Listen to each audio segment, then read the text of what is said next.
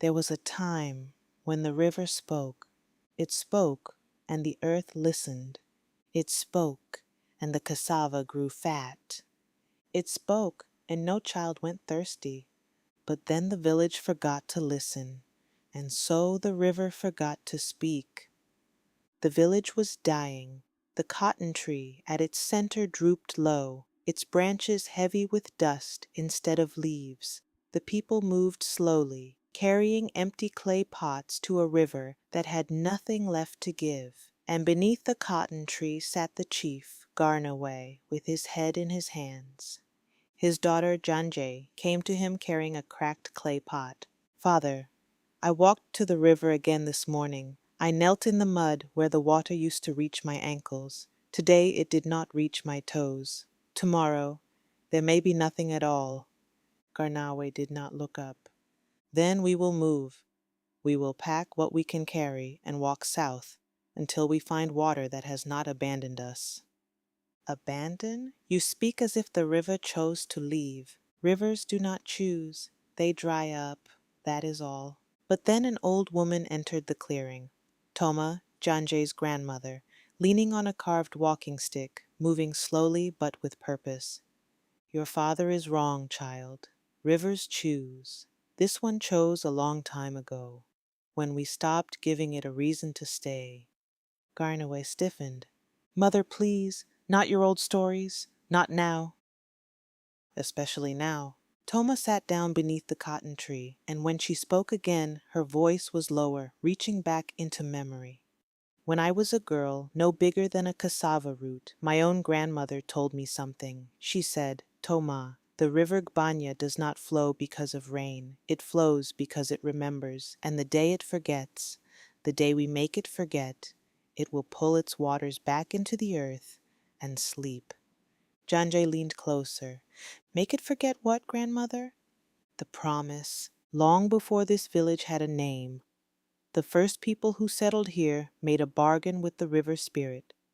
Every new moon, they would go to the bank and speak to the water. They would tell it what had happened, who was born, who passed on, what the harvest brought, what the rains took. They gave the river their stories. In return, the river gave them life." Garnaway shook his head. "Superstition." Toma looked at him. "When did we stop going to the bank, Garnaway?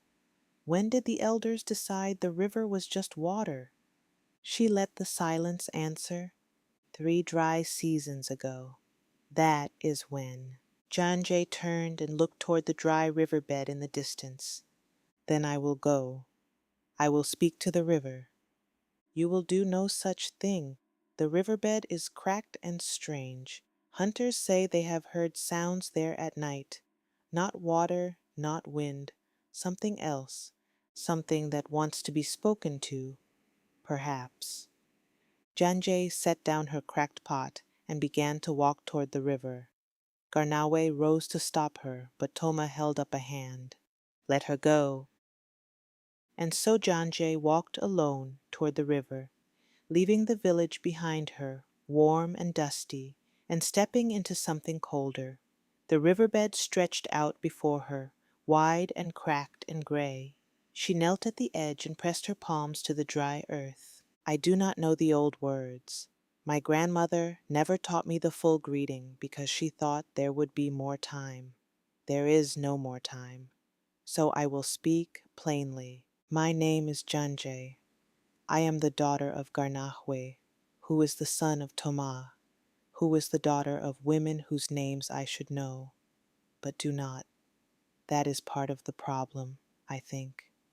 We have been losing names the way the river has been losing water, slowly, and then all at once."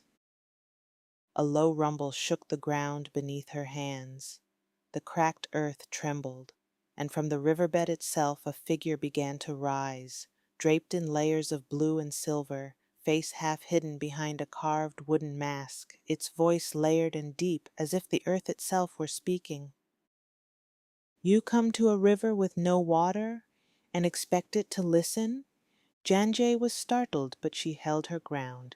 "I come to a spirit with no visitors, and hope it still remembers how. The spirit tilted its head, studying her. Clever. Your great-great-grandmother was clever too. She could make me laugh. No one has made me laugh in a long time. I am not here to make you laugh. I am here to ask why you left. The spirit's voice darkened. I did not leave. I am right here, standing in my own dry bones. You left. Your people stopped coming, stopped telling me who was born under the moon, stopped singing the planting songs at my edge. One season I waited, 2, 10, 20.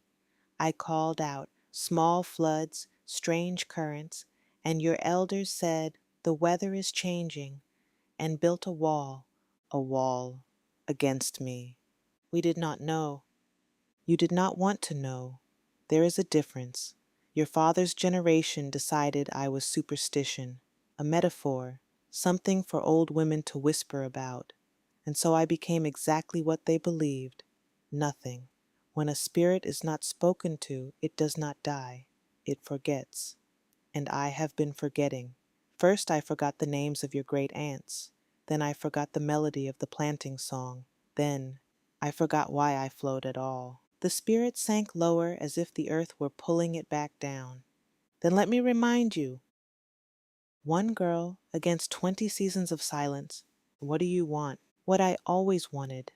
The bargain. But the price is higher now. I have forgotten so much. Small stories will not fill me back up. I need something large, something true. Name it. A story no one in your village has ever spoken aloud. A truth someone has swallowed and kept in their chest like a stone. Bring me that, and I will remember how to flow.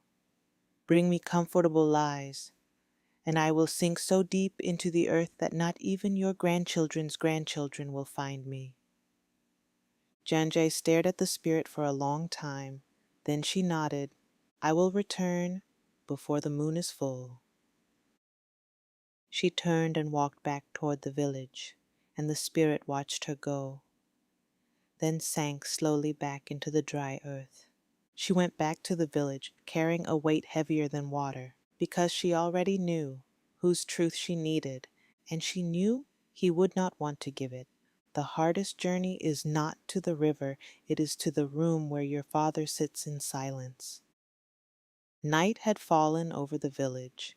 Janjay found her father sitting alone beneath the cotton tree. The young hunter Sunday Gar stood nearby, keeping watch.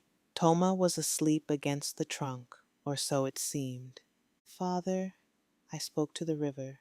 There is no one to speak to at the river.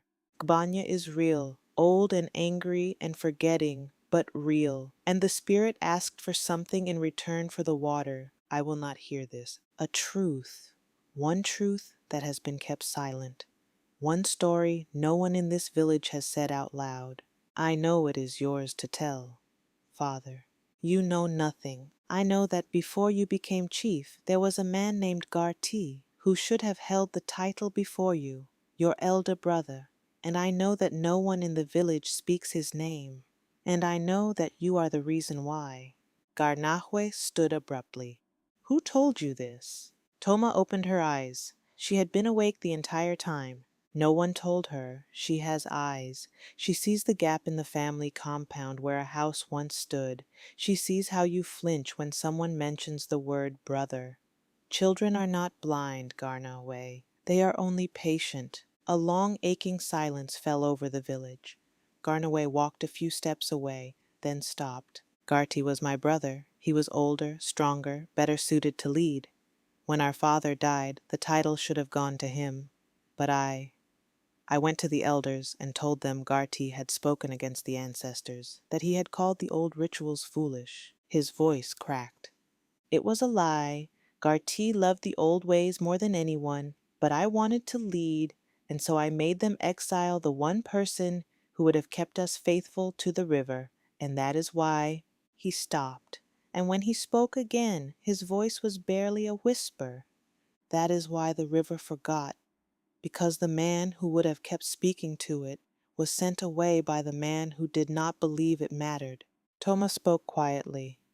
Thank you, my son.